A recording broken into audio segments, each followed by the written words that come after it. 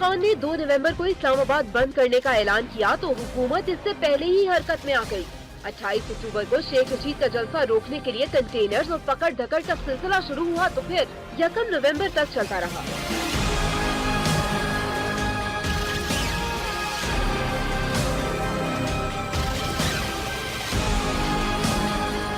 पहले हुकूमत ने लाल हवेली में शेख रशीद को खिताब करने से रोका, ताहम वो तमाम दिन पुलिस के साथ आंख मचोली खेलते रहे।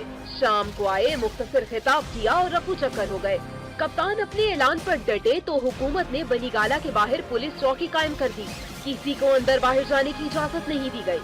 बनीगाला को जाने वाली सड़कें भी नो गो एरिया बना दी गयी, जबकि जगह जगह कंटेनर भी लगा दिए गए।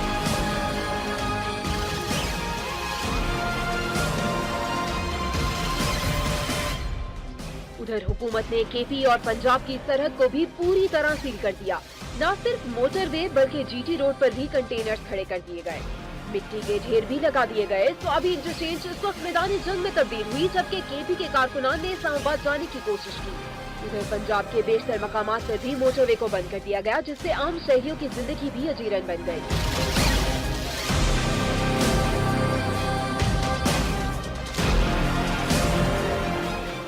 गोदकी के मकाम पर सिंध पंजाब सरहद भी मुकम्मल तौर पर पैक कर दी गई। ताहम कप्तान के धरना मौखर करने के ऐलान के साथ ही हुकूमत ने कंटेनर हटाने का हुक्म दे दिया।